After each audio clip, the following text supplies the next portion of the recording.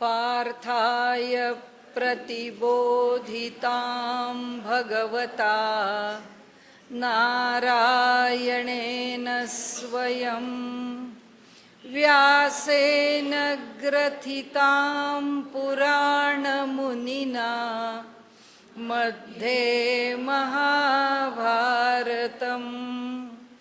अद्वैतामृतवर्षिणीं भगवतीम् अष्टादशाध्यायिनीम् अम्ब त्वामनुसन्दधामि भगवद्गीते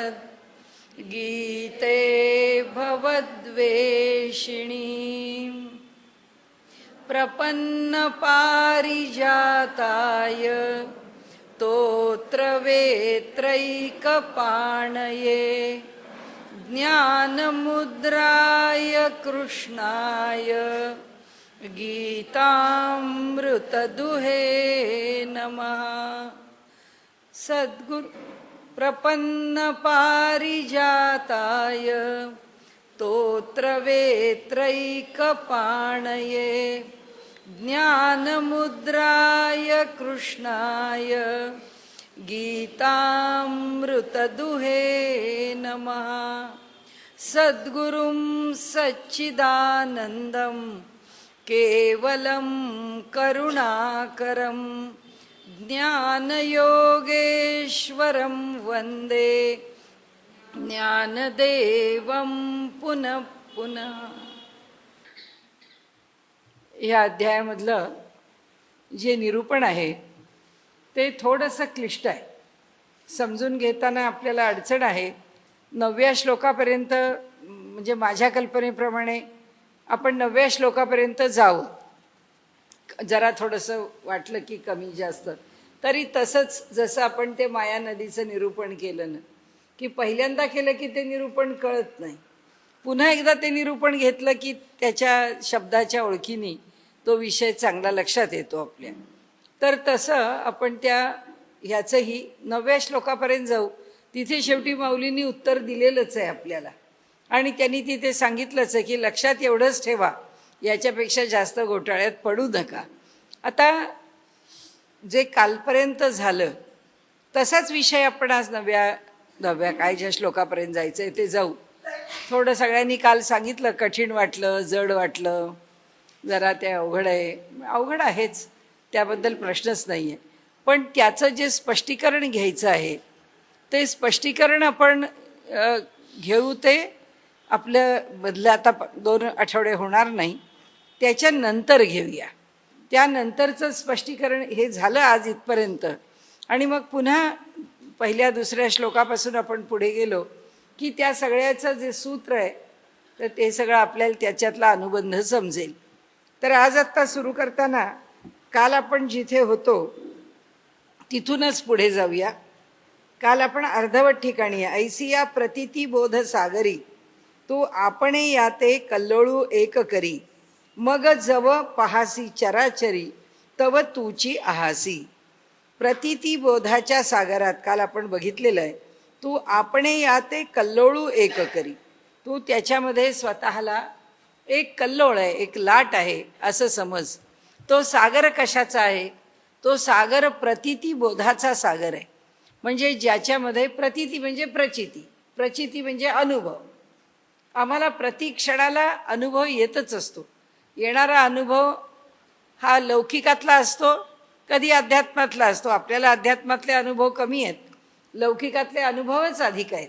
त्यामुळे मनुष्य प्रत्येक अनुभव घेत असतो. त्या अनुभवात कधी सात्विकता असते, कधी असंतोष असतो, कधी संतुष्टता असते, काही ना काहीतरी त्याच्यामध्ये विविधता प्रति क्षणाला चित्तामध्ये चालू असते. त्याच्यामध्ये अडचण काय, कशामुळे हे निर्माण होतं? 7व्या अध्यायात जे आपण केलं आहे त्याप्रमाणे की सत्व, रज आणि तम हे जे 3 गुण आहेत ते 3 गुण आम्हाला खेळवत असतात. ते आम्हाला इकडे तिकडे इकडे तिकडे घुमवत असतात. या क्षणाला सत्व प्रबल असतो, रजतम कमी प्रबल असतो. पुढच्याच क्षणाला लगेच रजगुण प्रबल होतो आणि सत्व आणि तम त्या मानाने कमी असतात त्याच्या तुलनेने. तर कुठे तमोगुण प्रबल होतो आणि इतके त्याच्यामध्ये झट झट बदल आहेत. आणि बदलाचे प्रकारसुद्धा काय, 70% सत्व, 20% रज, 10% तम, 50% सत्व, 25% तम, 25% रज, काहीही जे त्याचं असणारं परम्युटेशन कॉम्बिनेशन आहे, त्याचं असणारं जे मिश्रण आहे ते ज्या प्रमाणात आहे, ते जे प्रमाण आहे ते प्रतिक्षणी बदलतं. आणि म्हणून भगवंतांनी जे म्हटलं नाही ना, चंचलम ही मनः कृष्ण, मनाची चंचलता कशावर आहे, तर मनाची चंचलता त्या सत्वरज तमांच्या वैविध्यावर आहे, एकत्रीकरणाच्या, संमिश्रणाच्या. आणि त्यामुळे त्यांनी इथे सांगितलं, अर्जुना हा निसर्ग आहे, हा निसर्ग आहे म्हणून अंतःकरणाला गती आहे. त्या अंतःकरणाची जी गती आहे ती गतिमानता कशी आहे, या 3 गुणांवरती अवलंबून आहे. मग आता पुन्हा भगवद्गीतेचा मागचा श्लोक, त्रैगुण्य विषया वेदा निस्त्रैगुण्यो भवार्ज. हे सगळं जे जीविताचा खेळ आहे किंवा ही सगळी जी जीवन शिकवणारी विद्या आहे ती त्रिगुणात आहे. आणि त्यामुळे त्रिगुणामध्ये जी विद्या आहे आपल्याला माहीत असलेली, आपल्याला जीवनाला उपयोगी पडणारी, आमचा लोकव्यवहार, आमची उपजीविका चालवणारी, या सगळ्या विद्यांच्यामध्ये खेळ कोणाचा आहे, सत्वरजतमाचा आहे. आणि ही जी पारमार्थिक विद्या आहे, ही पारमार्थिक विद्या कशी आहे, तर ही त्या सत्वरजतमावर राहत नाही. म्हणून त्यांनी आपण स्पष्टीकरण घेऊ तेव्हा बघूच त्याचा अर्थ वगैरे. पण इथे सुरुवातीला आपल्याला हे गुह्यतम असं म्हणते. ही जी विद्या आहे राजविद्या, राजगुह्य योग, म्हणजे हा कसा आहे, समजण्याला कठीण योग आहे, हा अत्यंत खोल आहे, हा अत्यंत सूक्ष्म आहे. अनेक प्रकारांनी गुह्य शब्द वापरला आहे. आपण स्पष्टीकरण बघताना त्या सगळ्याचा विचार करू. आत्ता आपल्यापुरतं एवढंच बघू की ह्या अध्यात्मशास्त्रामध्ये या त्रिगुणांचा खेळ आहे का, किंवा आत्ता भगवंताला जे सांगणं अर्जुनाला अपेक्षित आहे त्याच्यामध्ये भगवंत त्या त्रिगुणाचा खेळ विचारतो. म्हणतो नाही अर्जुना, याच्या बाहेर तुला यायचं आहे.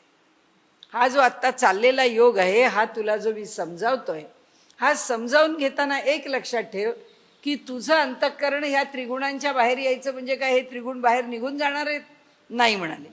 त्रिगुण कधीच निघून जात नाही. मग काय होतं, त्या त्रिगुणांची एक स्थैर्याची अवस्था आहे. तुझ्या ठिकाणी जे आहे ते भाव किंवा हे गुण, समत्वम योग उच्यते, ते साम्यावस्थेला येतात. आणि ते साम्यावस्थेला आले की तू योग्य प्रकाराने जोडला जातोस. आणि म्हणून आता त्यांची साम्यावस्था या ठिकाणी आवश्यक आहे. आता अर्जुना, तुला कळतंय की नाही, तुझं अंतःकरण स्थिर होणार आहे की नाही, आता ही भाषा नाही आहे. आता हे संपलं, आता समजावणं संपलं, आता अनुभवाच्या पातळीवर आणलं. कारण किती वेळा पुन्हा तेच ते समजावणार आहे. त्यांनी सांगितलं ना, अरे अर्जुना किती वेळा सांगू तुला, आत्तापर्यंत मागेही सांगितलं, आत्ताही सांगतोय, त्यामुळे मी जे काही सांगतोय ते तू लक्षात घे. काय लक्षात घे, तर हे लक्षात घे की चित्त आहे ते प्रवाहीच आहे. कारण या क्षणाला चित्त इथे आहे, तर ह्या क्षणाला इथे, म्हणजे आत्ता या क्षणाला जर ओवीतला आपण जर एक शब्द पाहिला, प्रतीती हा शब्द ओवीतला पाहिला, आणि पुढच्या क्षणी प्रतीतीवर थांबलो तर चालेल का, त्याच्या पुढचाच शब्द बघावा लागेल. असे एका शब्दावर मनुष्य थांबू शकणार नाही, एका विचारावर मनुष्य थांबू शकणार नाही, त्याचा व्यवहारच होणार नाही. आता आम्हाला मेंदूनी दिला सिग्नल, त्यांनी दिली आज्ञा, ताटामध्ये भाजी आहे, पोळी आहे, ही भाजी आणि पोळी एकत्र कर आणि खा, हे मिळालं सिग्नल. त्या सिग्नलला थांबून चालेल का, त्याच्यानंतर हात हल्ला पाहिजे, त्याच्यात ते ताट पाहिलं पाहिजे, ते पोळी कशी आहे पाहिली पाहिजे, तिचा तुकडा मोडला पाहिजे, त्या भाजीपर्यंत हात गेला पाहिजे, ती भाजी त्या पोळीबरोबर घेतली पाहिजे आणि मग ती तोंडात टाक. एवढं सगळं त्याच्यानंतर जे घडायचं आहे त्या प्रत्येक वेळी सगळं बदलत जातं. ही क्रियाशीलता आहे, यात समज आहे. नुसतंच ती पोळीन भाजी घ्यायची नाही, पोळी कशी आहे, मऊ आहे, पोळी नाही आहे छान पराठा आहे, नाही पोळी नाही आहे भाकरी आहे, पोळी नाही आहे हे केलेलं काहीतरी तिखट मिठाचा वेगळाच पदार्थ आहे. हे सगळं ज्ञान तो मेंदू एका बाजूनी करून घेत असतो, दुसऱ्या बाजूनी त्या भाजीचा रंग बघून विचारात घेतो, रंगाला पुष्कळ लाल दिसतीये, त्या ती भाजी भयंकर झणझणीत असते, बेतानी खा, नाही तर आधीच ठसका लागेल. आता हे सगळं जे आहे हे कुठून येतं? हे सगळे जे विचार मनामध्ये येतात हे सगळे वृत्ती तरंग आहेत. म्हणजे एक कृती करताना किती वृत्ती निर्माण होतात बघा.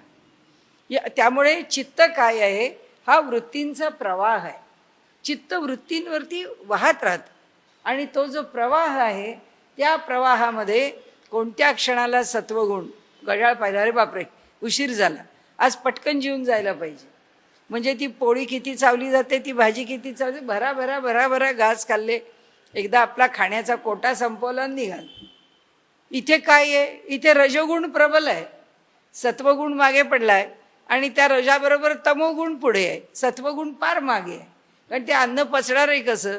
हा तमोगुण अज्ञान आहे, मग आता तोच पुढे आला ना, कारण त्या आधी पाहिलं नाही वेळेवर, आयत्या वेळी पाहिलं, उशीर झाला, गडबड झाली, मग त्या गडबडीमध्ये 2 मिनटं थांबून नीट जेवावं, नाही, त्या अज्ञानाने त्या सगळ्याच्या मागे आणि रजोगुणाने त्याला वेग, या अशा गोष्टी जीवनात प्रतिक्षणी घडत असतात. आणि ही घडणारी प्रत्येक क्रिया ही एकानंतर एक वृत्तींचा त्या ठिकाणी एकापाठोपाठ तरंग आहे किंवा ते एकापाठोपाठ येणाऱ्या वृत्ती आहेत, तो वृत्तींचा प्रवाह आहे. अशा त्या वृत्ती पुढे जातात.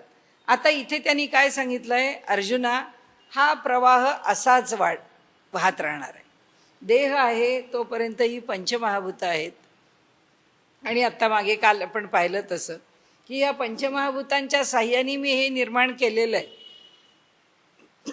जसा कुंभार माती घेतो आणि त्या मातीच्या साह्याने घट बनवतो, तसा या पंचमहाभूताच्या साह्याने ही विविध सृष्टी नामरूपात्मक मी बनवलेली आहे. आता आलं कुठे? आता आपण इथे आहोत कुठे? आपण आहोत तिथे असं आहे की आता तुझं हे चित्त असं प्रवाहित राहणारच आहे. आता या प्रवाहित राहणाऱ्या चित्ताला प्रतिक्षणी तू फक्त ही एक लाट आहे असं समज, की ही लाट इथे उत्पन्न झाली म्हणजे वृत्ती, त्याच्या पुढची लाट उत्पन्न झाली म्हणजे वृत्ती. मी म्हणजे कोणी नाही, मी म्हणजे ही वृत्ती आहे. त्या वृत्तीचा माझ्यावर काही परिणाम नाही. जे काही शरीर चाललं आहे ती फक्त एक वृत्ती, ती बाहेर आली. त्या वृत्तीने सांगितलं झोप, विषय संपला. त्या वृत्तीने सांगितलं भूक लागली, विषय संपला. आता जेवायचं का नंतर जेवायचं, केव्हा जेवायचं, कसं जेवायचं, ह्या जे 1000 विचार आहेत ते अर्जुनाला सांगतात, अर्जुना आता या राजविद्या राजगुह्य योगामध्ये ज्याचं त्याला समजून जेव्हा घ्यायचं आहे तेव्हा ते चित्त एका स्थिर अवस्थेला आणायचं. हे चित्त वाहत आहे, प्रवाही आहे, पण त्या चित्तामध्ये हा देहाचा जो व्यापार आहे तो देहाच्या पातळीवर होत राहील. त्रैगुण्य विषया वेदा निस्त्रैगुण्यो भवार्जुन. वेदांनी सांगितलेला सगळा व्यवहार धर्माशी निगडीत आहे. वेदांनी सांगितलेला सगळा व्यवहार जीवन व्यापाराशी निगडीत आहे. वेदांनी सांगितलेला सगळा व्यवहार आमच्या जीवनाचं कल्याण कसं होईल याच्याशी निगडीत आहे. देह चालेल ना, गुणागुणेषु वर्तन्ते. गुण जे आहेत ते गुणाच्या मध्येच व्यापार करत राहतात. हे जे गुण आहे ते गुण व्यापार करत राहतील, करू दे ना. त्या गुणांचा व्यापार होत राहील. म्हणजे काय? यात हे त्रिगुण आहेत, हे त्रिगुण या देहामध्ये आहेत. कर्म आहे, ते कर्म जे अनुरोधाने करतोय, जसं करतोय, जिथे करतोय तिथे पण ते त्रिगुणच आहेत. म्हणजे त्रिगुणाच्या साह्याने त्रिगुणातच व्यवहार आहे. देहाला करू दे आणि मग तू कुठे राहा? तुझं चित्त सतत स्थिर ठेव एकाच वृत्तीत. ती त्याची एक लाट आहे. त्यांनी ज्याला एक लाट म्हटलेलं आहे ती एक लाट आहे, बस. चित्त तसंच चालेल. तुझ्या चित्तात या बाकीच्या उर्मी उत्पन्न होणारच नाही. तुझ्या चित्ताचा व्यापार त्या पातळीवर केलाच जाणार नाही. मग तुझं चित्त कुठे व्यापार करेल? तुझं चित्त इथेच व्यापार करेल की जिथे जे तुझ्या अंतःकरणात तू स्वीकारलंयस. समजा आत्ता तू बसलेला आहेस, डोळे उघडे आहेत, जगाकडे पाहतोयस, तेव्हा तू माझं कोणतं रूप पाहशील? भगवंत म्हणतात तेव्हा तू माझं व्यक्त रूप पाहशील. नामरूपात्मक रूपाला तू जाणशील. तू त्या नामरूपाला जाणशील तेव्हा मनात काय ठेवशील की ही सगळी नामरूप भिन्न नाहीच आहेत. जे जे भेटे भूत तया मानी भगवंत. माऊलींचं अगदी प्रसिद्ध वचन की प्रत्येक भूत मात्र भगवंताच्या शिवाय काही वेगळा नाही. झालं. भगवंत ही त्याची उघडे डोळे ठेवले की दिसणारी प्रत्येक वस्तू भगवत रूप आहे आणि त्या ठिकाणी तो भगवत रूपानीच प्रत्येक वस्तू पाहतोय. डोळे मिटलेत आणि डोळे मिटल्यानंतर आता या नामरूपात्मक जगाची दखल घेण्याची आवश्यकता आहे का? भगवंत म्हणतो जेव्हा तू डोळे मिटतोस तेव्हा हे सगळं माझ्या ठिकाणी आहे ते विसरून जा. आणि मी कोण आहे? मी तोच एकटा सच्चिद आनंद रूप आहे. तुला त्याचं जे ध्यान करायचं असेल ते ध्यान कर. त्या ध्यानात ती एकच लाट आहे. म्हणजे लौकिकात व्यापार करताना या सर्व नामरूपात जेव्हा तू मलाच पाहशील आणि जेव्हा अंतर्मुख होऊन डोळे मिटून जेव्हा तू माझं ध्यान करशील तेव्हाही तू फक्त मलाच पाहशील. त्याच्याशिवाय तू दुसऱ्या कुणाला पाहणार नाहीस. आणि असं जेव्हा तू करशील तेव्हा तू कसा असशील? त्या प्रतीतीच्या सागरामध्ये असशील. ही जी प्रचिती आहे म्हणजे या भवसागरात असशील पण तरीसुद्धा तुझा अनुभव मात्र त्या सागरात राहून भिन्न असेल. जसं आपण व्यवहारात बघतो, लोक पाहतो, चोरी करणारा माणूस, त्याच क्षणी एखादा सच्चिल मनुष्य, त्याच क्षणी एखादा सज्जन, त्याच क्षणी एखादा आपल्यासारखा सामान्य मनुष्य. जग तेच आहे, वेळ तीच आहे, सगळ्याच्या समोर जे काही उपलब्ध आहे कार्य करण्याकरता ते एकच आहे ना. तरी एक चोरीला प्रवृत्त होतो, एक नामस्मरण करतो, एक टी व्ही बघतो, एक भांडाभांड्या करत बसतो, एक मारामाऱ्या करत बसतो, एक खून दरोडेखोरी करतो. जग तेच आहे, साधन तेच आहे, पण प्रत्येकजण त्याचा वापर भिन्न भिन्न करतो. म्हणून त्यांनी सांगितलं या प्रतीतीच्या सागरामध्ये तुझी प्रचिती काय ठेव. त्यांनी आता निर्देश त्याच्या वैयक्तिक स्थितीकडे केला आणि तो निर्देश करून ते सांगतात आपल्याला की म्हणाले ऐसी या प्रतीती बोध सागरी तू आपणे याते कल्लोळू एक करी मग जव पहासी चराचरी तव तुची आहासी. तुला तुझ्याशिवाय दुसरं काही दिसणार नाही. तूच आहेस, तूच सर्व दूर भरलायस. माऊली ओवी कोणती देते आपल्याला?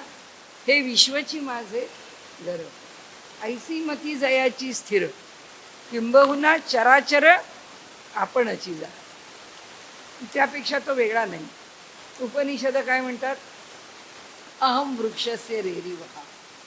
हा संसार वृक्ष जो आहे त्या वृक्षाला गदागदा हलवणारा किंवा त्या वृक्षाचं चलन करणारा, त्या वृक्षाला चालवणारा कोण आहे? तो मी आहे. म्हणजे तो अनुभव कशाचा घेतो की मी ब्रह्म आहे याचा अनुभव दोन प्रकारांनी घेतो. आणि ते दोन्ही प्रकार इथे भगवंतांनी आपल्याला सांगितले. एक प्रकार कोणता? अहम ब्रह्मास्मी, मी ब्रह्मच आहे. मी ब्रह्म आहे, मग बाकीचं जग काय आहे? हा आला ना प्रश्न, अनुभव आला की मी ब्रह्म आहे. हा अगदी वैयक्तिक अनुभव झाला. त्याच्या पुढचं वाक्य काय सांगितलं उपनिषदांनी? सर्वम खल्विदम ब्रह्म.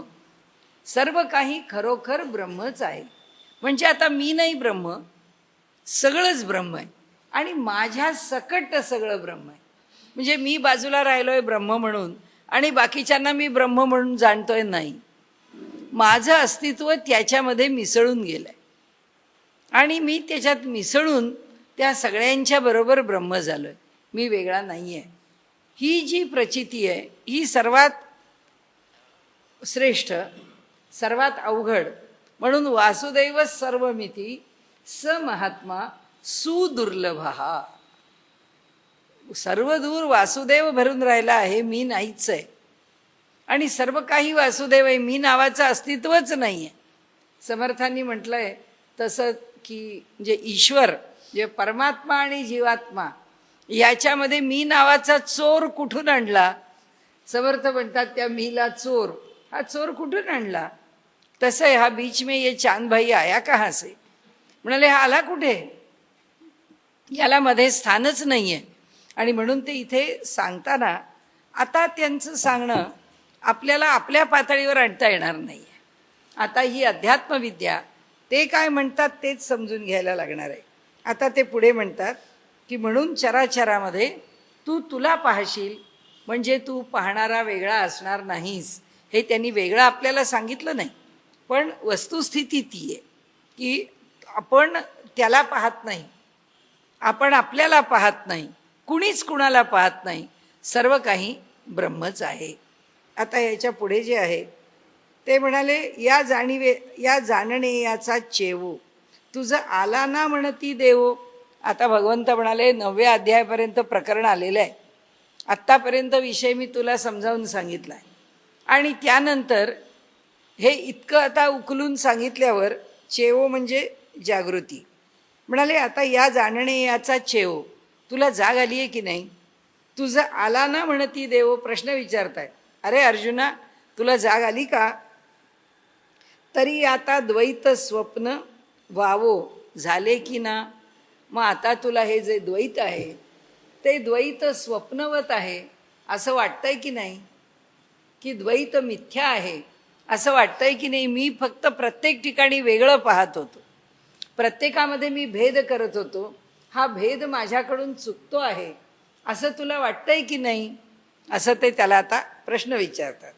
आणि म्हणून ते म्हणतात की तरी आता द्वैत स्वप्न वावो झाले की ना, ते मिथ्या झालं की नाही.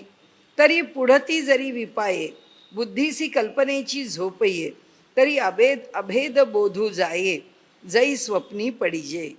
आता या क्षणी तुला प्राप्त झालं, या क्षणी प्राप्त झालं म्हणून भागलं का? नाही भागलं म्हणा. कारण असं आहे की ज्यावेळी तुझ्या बुद्धीच्या ठिकाणी सांज वेळ येईल, काल आपल्याला माहिती आहे संकल्पाची आहे सांज वेळी, संकल्पाची सांज वेळ तुझ्या बुद्धीपर्यंत येऊन पोचली की मग तू आता या जागृतीत राहणार नाहीस, तू पुन्हा स्वप्नात जाणार आहेस. म्हणजे अखंड सावध राहायला पाहिजे. तुकाराम महाराज म्हणतात रात्रंदिना आम्हा युद्धाचा प्रसंग, पण ही स्थिती आमची कायम राहते की नाही, त्या स्थितीमध्ये आम्ही सतत राहतो की नाही. कारण कधी कधी एकदा असं झालं की मी उत्तर काशीला होते, माझे गुरु त्यांच्या खोलीमध्ये ते काय त्यांच्या समाधी स्थितीत असायचे नेहमी. तर माझ्या खोलीत माझं सकाळचं पहिलं काम आवरलं म्हणून मी काहीतरी पुस्तक घेऊन वाचत बसले होते. तर वाचताना मी त्यांचं भावार्चना नावाचं पुस्तक आहे, त्या भावार्चनेच्या पुस्तकातली त्यांची जी अनुभूतीची कविता आहे, धावली हो पावली हो ही विठाई माऊली, चंदनाने मोगऱ्याची माळ कंठी घातली, अशी ती कविता आहे. आणि मग सगळे त्यांचे जे अनुभव आहेत ते सगळे अनुभव त्याच्यामध्ये पुढे वर्णन केले. ती मला कविता खूप आवडते म्हणून मी ती कविता काढली, वाचत होते, काहीतरी लिहावं त्याच्यावर म्हणून लिहित होते. ते त्यांच्या खोलीतून मी काय, आता असं आहे या मुली करतात काय, झोपा काढतात का, आळस करतात का, जप करतात का, काही नामस्मरण करतात का, काही साधना करत, त्यांचं बारीक लक्ष असतं. काय आमचं एक दार बंद असे मधून, तिकडे त्यांचं युनिट, इकडे आमचं युनिट, पाण्याचं नळ सोडला तरी तिकडे आवाज जायचा, कपडे धुतो म्हटलं तरी आवाज जायचा, स्वयंपाक करतो म्हटलं तरी कळायचं. आमचा ह्या खोलीतला सगळा वावर त्यांना कळायचा, त्यांना काहीच आवाज आला नाही. 9:30-10ची वेळ होती, त्यांनी त्यांचं ते दार उघडलं आणि अधनमधनं ते बघत असत, आणि ते दार उघडून ते माझ्या खोलीमध्ये आले. खोलीत आल्यानंतर त्यांनी पाहिलं मी काय करते, तर मी वाचत बसले होते. काय भाव असतो, म्हणजे भावाची तरलता काय असते, त्यांनी पाहिलं. मला काहीच माहिती नाही, ते मागे उभे होते, मी असं काहीतरी लिहित बसले होते. त्यांनी मागून ते पुस्तक पाहिलं आणि ती कविता पाहिली. त्यांना एकूणच ती कविता पाहिली की त्यांची भावस्थिती अधिक उत्कट व्हायची. त्यांनी ती कविता वाचली आणि ते तिथे पलंगावर धाडदिशी कोसळले आणि ते त्यांच्या भावावेशामध्ये गेले. मला कळलंच, मी उठून अरे बापरे आप्पा आले, आप्पा कधी आले, असं मला काहीच समजेना. आणि ते असे आडवे पडले. म्हटलं आप्पा काय झालं, तुम्हाला बरं नाही का, काय झालं? बरं, इतके बुद्धीने आपण खरं म्हणजे सामान्य असतो, काही गोष्टी कळत नाहीत. मला फक्त एवढीच काळजी पडली की त्या कॉटवरती पांढरी चादर आहे आणि आप्पा भगव्यांमध्ये आता ते पांढऱ्या चादरीवर कसे झोपतील. म्हणजे पांढऱ्या चादरीवर त्यांनी झोपून चालणार नाही, सगळं भगवं पाहिजे ना, उशीचा आभरा भगवा, चादर भगवी, पांघरून भगवं. म्हटलं आता काय करायचं, ही चादर तर पांढरी आहे आणि आप्पा त्याच्यावरती. म्हटलं आप्पा तुम्हाला उठवू का? एवढ्या मोठ्या मी काय उठवणार, माझी कुठे ताकद पुरणार आहे का? म्हटलं आप्पा मी उठवू का तुम्हाला, तुमच्या खोलीत घेऊन जाऊ का, मला भयंकर भीती वाटायला लागली. मी म्हटलं यांना आता पांढऱ्या चादरीवर झोपून कसं चालेल, त्यांना त्यांची भगवी चादर पाहिजे. थोड्या वेळाने ते आले भानावरती आणि मग मला म्हणाले तुम्हाला धर माझ्या खोलीत जाऊया. मग मी त्यांना उठवलं आणि मग आम्ही त्यांच्या खोलीत त्यांचा हात, त्या भिंतीशी आल्यावर त्यांना काही लागलं नाही, ते तिथून हात धरून त्यांच्या खोलीत गेले. तिथे जाऊन बसले. बसल्यानंतर त्यांनी त्या नारायणाच्या फोटोकडे असा हात केला आणि ते म्हणाले हा हा हा म्हणाले आता मला छळेल. म्हटलं बापरे आता काय झालंय कोणाला माहिती, आपलं सगळं कठीण आहे काम. आणि मग तिथे त्यांना म्हटलं आप्पा कॉटवर झोपायचं नाही, झोपायचं नाही. ते बसून राहिले. बसले. मग मी 5-10 मिनटं खाली त्यांच्या कॉटच्या इथे खाली मांडी घालून बसले. 10-15 मिनटांनी ते पुष्कळसे नॉर्मलला आले. मग ते 10-15 मिनटानंतर मला मी म्हटलं की आप्पा काय झालं तुम्हाला का, नाही काही नाही झालं म्हणाले. म्हटलं नाही काहीतरी तुम्हाला वाटलं. हो म्हणाले तुझ्या खोलीत मी आलो आणि म्हणाले तू नेमकी ती धावली हो पावली ही विठाई माऊली कविता तू वाचत होतीस. म्हटलं हो मला आवडते म्हणून वाचत. नाही त्याच्याकरता नाही म्हणाले. मी म्हणाले खरं तुला सांगायला आलो होतो की आदल्याच दिवशी एकादशी होऊन गेली होती. तर एकादशीच्या दिवशी त्यांना त्या वरदनारायणाची आरती सुचली होती. जय बदरीश हरे अशी नाव, तिथे जय जगदीश हरे आरती आहे ना, साधारणपणे हिंदीमध्ये ती सगळ्याच एकाच पद्धतीने आरत्या करतात. तर त्यातली ती त्याच चालीवर त्यांनी ती जय बदरीश हरे या नावाने ती आरती केली होती. तर तुला ती आरती दाखवायला येत होतो की तू लिहून काढ आणि जाऊन झेरॉक्स करून घेऊन ये. तर म्हणाले तू ती कविताच वाचत होतीस. म्हणाले ती कविता ऐकली आणि मला एकदम हे झालं. मी म्हटलं आप्पा तुम्ही असे भावावेशात गेला काय करू. म्हणाले कालपासून मला चैन नाही. म्हटलं का चैन नाही तुम्हाला. म्हणाले ही कविता म्हणजे ही कविता झाली म्हणून चैन नाही का. नाही नाही ती कविता का झाली ते विचार. म्हणाले. म्हटलं आता काय विचारते का झाली, का कारण काय कवितेचं. ते म्हणाले मी माझा रोजच्यासारखा बसलो होतो ध्यानाला आणि म्हणाले माझ्यासमोर एकदम नारायणच प्रकट झाला.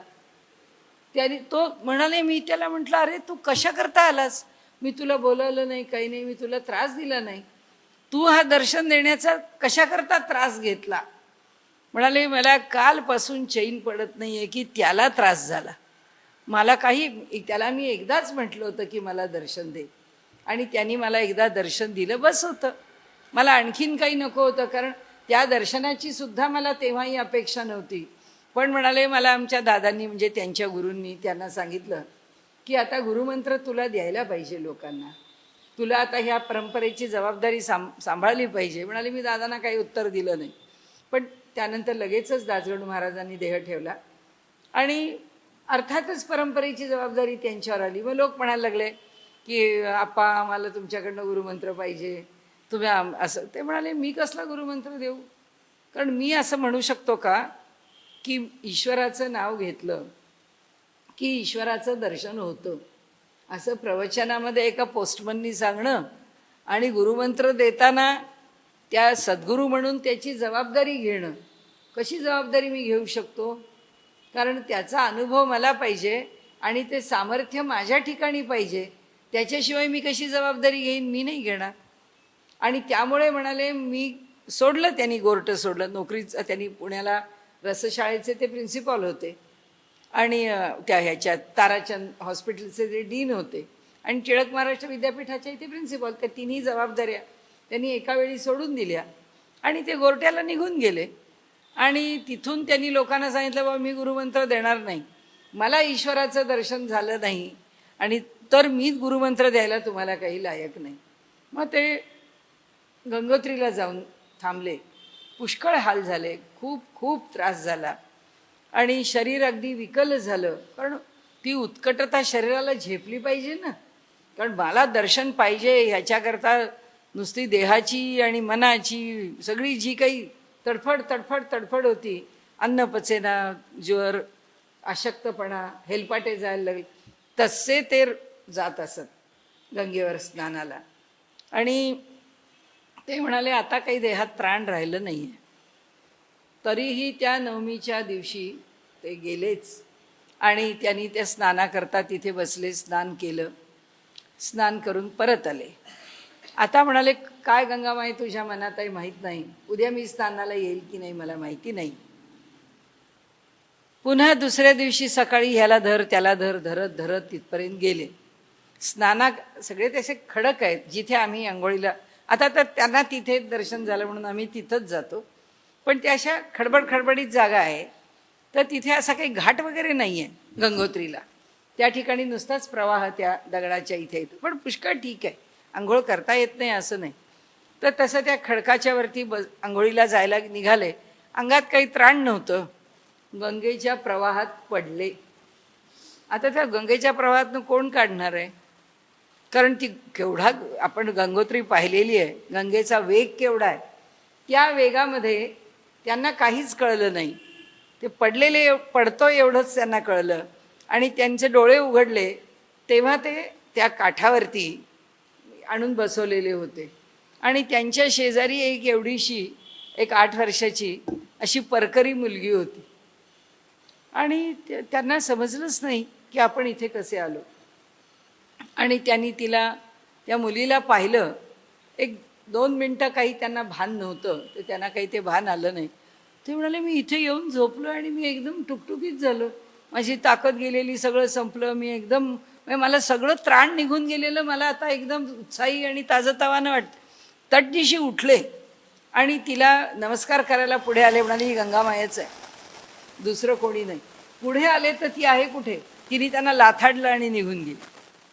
ती काही तिथे थांबली नाही. त्याची पण कविता फार सुंदर आहे. आणि त्यामुळे ती निघून गेली. आणि ते तिथे म्हणाले, आता इथून मला जायचंच नाही. म्हणाले, मी चांगला मरत होतो, जात होतो, कुठे मी पुन्हा कुणाला दिसणार पण नव्हतो. त्या प्रवाहाच्या खडकांवर काय त्या देहाचं झालं असतं.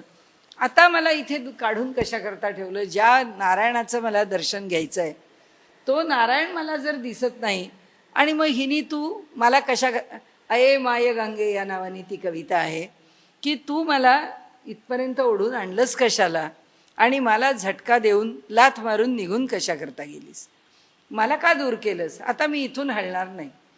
त्या दशमीच्या दिवशी सकाळी या स्नानाला गेलेले असताना ते जे तिथे बसले, ते तिथेच बसून राहिले. सगळा दिवस बसून राहिले, काही खाल्लं नाही, प्यायलं नाही, काही नाही. रात्र झाली. तिथे थंडी किती, गंगोत्री येते आणि तिचे इतका गारवा, तरी सुद्धा त्या स्थितीत तसेच बसून राहिले. पहाट झाली.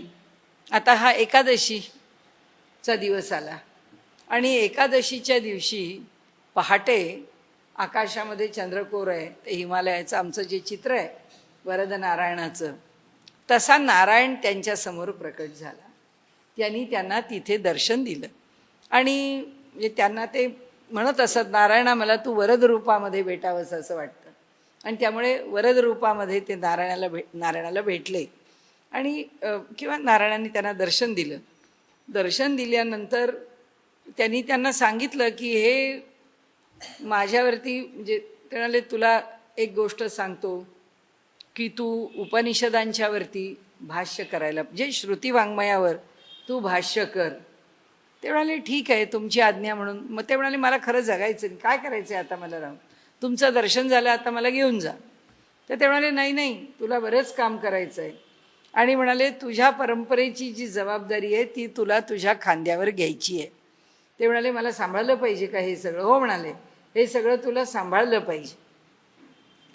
तर त्या आप्पांना आम्ही म्हटलं, आप्पा तो नारायण कसा होता? त्या नारायणाने तुम्हाला मिठी मारली, त्यांनी जवळ घेतलं त्यांना आणि मिठी मारली, तेव्हा तुम्हाला त्यांचं शरीर कसं लागलं?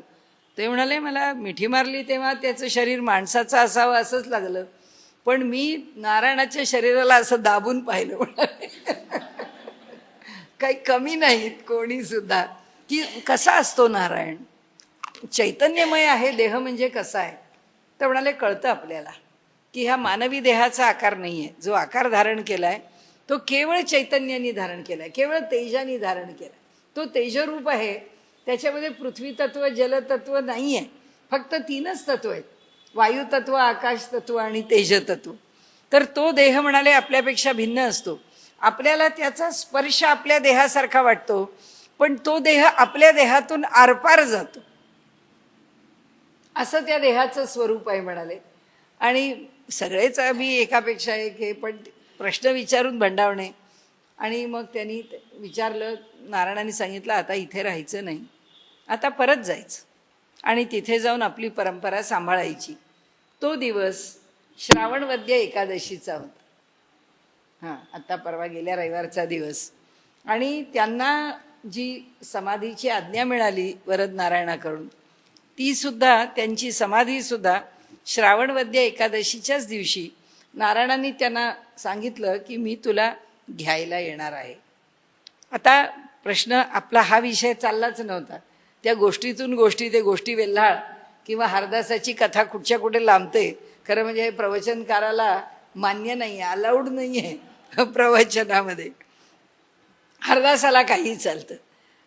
तर आपली मूळची कथा जी होती, त्या म्हणजे मूळचा तो घटना प्रसंग असा होता की मी म्हटलं बुवा आता नारायण मला छळील वगैरे म्हटल्यानंतर काय झालं तुम्हाला, म्हणून तुम्हाला असं वाटलं की हा नारायण मला छळील.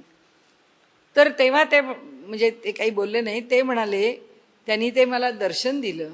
मी तेव्हा एकदा दर्शन मागितलं होतं, आता न मागता तू कशा करता त्रास घेतलास, म्हणून म्हणाले मला कालपासून. अहो म्हटलं, नामदेवांच्या चरित्रामध्ये म्हटलं आम्ही असं वाचलं आहे की एक क्षणभर जर देव त्यांच्या डोळ्यापुढे नसला तर नामदेव महाराज हैराण होत असत आणि म्हणत असत, भगवंता तू कुठे गेलास, त्याला शोधायला निघाले, ज्ञानदेवांना घेऊन निघाले. किती म्हटलं त्यांनी आपल्या आयुष्यात गडबडी केल्या आहेत, भगवंतांनी दर्शन नाही दिलं तर. ते म्हणाले ते भक्त वेगळे आहेत, माझं जीवन वेगळं आहे. म्हणाले माझ्यासारख्या सामान्य भक्तांनी जशा पापण्या किंवा जशा आपल्या दोन्ही बाजूनी झापा डोळ्यावरच्या, या आम्हाला डोळ्याला सांभाळतात. कारण आमच्या पापण्यांसकट आमची अपर आयलिड आणि लोअर आयलिड, आम्ही त्याला पापण्याच म्हणतो सगळं धरून. आणि त्या दोन्ही जशा सतत डोळ्याचं संरक्षण करतात, तसं डोळ्यातल्या बुबुळाचं जसं संरक्षण करावं, तसं म्हणाले देवाला राखतच राहावं. काय म्हणून त्याला त्रास द्यावा, काय म्हणून त्याच्या ठिकाणी आम्ही त्याला अडचणीत आणावं. मग म्हटलं आज काय झालं, आपल्याला काय कळतंय ना, काय त्यांना वाटतं येते. ते म्हणाले नाही, काल त्यांनी दर्शन दिल्यानंतर मला कालपासून चैन नाही आहे, मी बेचैन होतो. पण मला असं वाटलं ठीक आहे, आता तुझ्याकडे ती कविता द्यावी आणि ते जाऊन तू करून आणावं त्याचं झेरॉक्स, म्हणून आलो. तर म्हणाले तू त्या दर्शनाचीच कविता वाचत होतीस. तर म्हणाले मला त्या क्षणी असं वाटलं की मी भगवंताला म्हणालो की भगवंता बघ मी कसा भाग्यवान आहे, तू मला तेव्हा दर्शन दिलंस, त्यावेळी मी जी कविता लिहिली, आज माझ्या खोलीत मी तुझी आरती लिहिली आहे, पण आज दुसऱ्या खोलीत गेलो तरी माझीच कविता आहे. म्हणाले माझीच कविता, एवढा अहंकार झाला मला आता, काही तो मला सोडत नाही. मी म्हटलं एवढ्याशाला जर तुम्ही अहंकार म्हणायला लागलात तर म्हटलं अवघड आहे. तर इथे त्यांनी जे सांगितलं आहे ना, ती भूमिका आहे. भूमिका त्याची आहे की किती सूक्ष्मता आहे, किती तरलता आहे, त्या प्रत्येक आपल्याला त्यातलं काही कळत नाही. म्हणून ते सांगतात की आता द्वैत स्वप्न वावो झाले की ना, गेलं की नाही द्वैताचं स्वप्न, तरी पुढती जरी विपाये. आता आपण इथे आलो आहे की जर पुढे काही कारणाने तुझ्या बुद्धीच्या ठिकाणी कल्पनेची झोप आली कल्पना, तेव्हा आप्पांनी सांगितलं की मला एवढंच वाटलं, बघा माझी कविता, माझी दर्शनाची कविता ती मुलगी वाचतीये तिथे, मग काय माझ्या कवितेचं आहे की नाही महत्त्व. असं म्हणाले ज्या क्षणी मला माझ्या कवितेचा मोठेपणा मनात आला, ते उभे होते, मला अजून सुद्धा दिसतं, त्यांनी असा हात केला, समोर नारायणाचा फोटो होता. हा हा हा म्हणाले कल्याणी आता मला छळील, म्हणजे दूर जाईल ना माझ्यापासून. इथे त्यांनी सांगितलं, इथे ते म्हणतायत की तरी इथे काय होतं, बुद्धीसी कल्पनेची झोप तरी अभेद बोधू जाये, जै स्वप्नी पडिजे.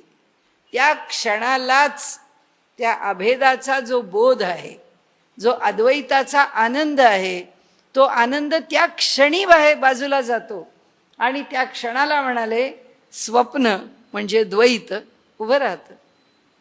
म्हणजे या सत्पुरुषांना सातत्याने ज्या आनंदात राहायचं आहे, ज्या बोधात राहायचं आहे, त्या बोधावर आलेला जो तरंग आहे, हा काही त्यांचा बोध हललेला नाही आहे. त्या सागरावर उत्पन्न झालेला त्यांनी सांगितलंय तसं की बुद्धीला केव्हा तरी ती लाट आली तरी हा लाटेवर आला की खालच्या बोधाचा तळ आहे तो सुटला. त्याच्या ठिकाणी जरी सगळं संथ असं त्या तळाला निर्माण झालेलं असलं तरी आता इथे माऊलींनी फार चांगलं स्पष्टीकरण दिलं आहे आपल्याला. आता त्यांनी सांगितलं हा अभेद बोधू जाये जै स्वप्नी पडिजे म्हणून ये निद्रेची वाट मोडे. म्हणून कल्पना सोडूनच दे. म्हणून म्हणाले कल्पना तू सोडूनच दे, कल्पना ठेवूच नकोस अंतःकरणामध्ये. आणि म्हणून ये निद्रेची वाट मोडे. या निद्रेची वाट, निद्रा म्हणजे द्वैत, निद्रा म्हणजे कल्पना. द्वैत आलं की भेद आलाच. या भेदाची वाट मोडून टाक म्हणाले. निखळ उद्बोधाचेनी आपण पे घडे. काय होईल तिथे? निखळ ज्ञान जेव्हा तुझ्या अंतःकरणामध्ये निर्माण होईल तेव्हा आपोआप या गोष्टी राहणार नाही. जेव्हा निखळ ज्ञान मिळेल तेव्हा या सर्व गोष्टी आपोआप दूर होऊन जातील. आणि म्हणून ते सांगतात आपण पे घडे, आपोआप घडेल. ऐसे वर्म जे आहे पुढे ते दावो आता. आता तुला काय दाखवायचं आहे? मला ते दाखवायचं. ते म्हणजे काय? की निखळ ज्ञान. त्या निखळ ज्ञानात काय नाही आहे? त्या निखळ ज्ञानात कल्पना नाही आहे. त्या निखळ ज्ञानामध्ये संकल्प नाही आहे. म्हणजे आपण जे पुन्हा पुन्हा पुन्हा पुन्हा जी एक गोष्ट सारखी बोलतो, मला तर वैयक्तिक असं नेहमी वाटतं की गीतेमध्ये सार काढायचं तर तत्वज्ञानाचं सार कशात काढावं? दोनच लक्षणं, समाहित चित्त, गुणातीत, भक्त, ज्ञानी. दोनच लक्षणांनी सांगता येतील. सर्वारंभ परित्यागी आणि शुभाशुभ परित्याग. संपलं. या दोनामध्ये गीतेचं सारच येईल की सर्व आरंभाचा ज्यांनी परित्याग केला आणि शुभ अशुभाचा ज्यांनी सगळंच संपलं ना. या सगळ्याच्या बाहेर तो पडला. म्हणून इथे त्यांनी आपल्याला सांगितलंय की म्हणाले निखळ उद्बोधाचेनी आपण पे घडे ऐसे वर्म जे आहे पुढे ते दावो आता तरी धनुर्धरा. हा जो निखळ आत्मबोध आहे, हे जे केवळ, ज्याला केवलता, जसं सांख्य योगानी केवल स्वरूप म्हणून कैवल्य म्हटलं, हे केवल आहे म्हणजे ॲब्सोल्यूट. या ठिकाणी दुसरा शब्द नाही. आणि म्हणून हे ॲब्सोल्यूट ट्रूथ, ॲब्सोल्यूट एक्सपिरियन्स, काय तुम्ही त्याला म्हणाल, ॲब्सोल्यूट स्पिरिच्युअलिटी, ते अध्यात्माचं निखळ असं ज्ञान आहे. तर त्या ठिकाणचं त्या ज्ञानाचा विचार करताना ते म्हणतात तरी धनुर्धरा धैर्या निके अवधान देई बा धनंजया. म्हणाले तू कसा धनुर्धर आहेस? धैर्यवान धनुर्धर आहेस. भगवंताच्या समोर तर त्यांनी एवढं वर्णन केलंय, सिदंती मम गात्राणी मुखम च परिशुष्यती, तरी सुद्धा भगवंत त्याला विशेषण देत आहेत की तू कसा आहेस? धैर्यवान धनुर्धर आहेस. आणि निके अवधान देई बा धनंजय. निक्क 100% पूर्ण. म्हणून दुधाला सुद्धा मी आपल्याला अनेक वेळा म्हटलं, अजून सुद्धा इतरत्र जिल्ह्याच्या ठिकाणी, खेडेगावात, मी मराठवाड्यात जास्त ऐकलंय, दूध कसं आहे? एकदम निक्क दूध, म्हणजे 100% दुधात पाणी भेसळ काही नाही. अजून सुद्धा 750 वर्ष झाली तरी सुद्धा ही भाषा त्या पद्धतीने अजून अनेक ठिकाणी चालू आहे. निके अवधान देई बा धनंजया पै सर्व भूताते माया करी हरी गा. फार सुंदर त्या पाव त्यांचा तुकडा असतो. 3.5च त्यांची ओवी काही पूर्ण 4 तुकड्यांची नाही. ते 3 तुकडे पहिले पूर्ण आहेत, तरी मुळात ओवी लहान आहे. आणि त्यात शेवटचा तुकडा तर अर्धाच असतो माऊलींच्या ओवीचा, तो काही पूर्ण तुकडा नसतो. आता ते म्हणतात पै सर्व भूता ते माया करी, म्हणजे मायेला उभं करतो. आणि दुसरं हरी, मायेचं हरण करतो. दोन्ही तोच करतो. शब्द कसे वापरलेत बघा. तरी धनुर्धरा धैर्या निके अवधान देई बा धनंजया पै सर्व भूता ते माया करी हरी गा. त्यांना त्या मायेत गुंतवतो पण, त्या मायेतून बाजूला करतो पण. म्हणाले सर्व भूतानी कौंतेय प्रकृतीर यांती मामिकाम कल्पक्षये पुनस्तानी कल्पादौ विसृजाम्यहम. आता इथे सर्व भूतानी कौंतेय प्रकृती यांती प्रकृतीम यांती मामिकाम म्हणाले. आता इथे काय आहे? कल्पक्षये. आता विषय कुठे नेला? आता त्याला एकदम जेव्हा कल्प संपेल, म्हणजे काय? कल्प म्हणजे हे सगळा जो काळ आहे या पृथ्वी तलावर चालू झालेलं जीवन चालण्याचा, त्याच्यामध्ये कल्पाच्या अंती त्या एका कल्पामध्ये काय काय चतुर्युग आहे.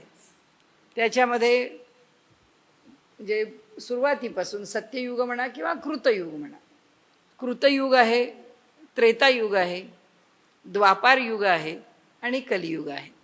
या कलियुगांची ही जी जोडी आहे ती कल्प आहे.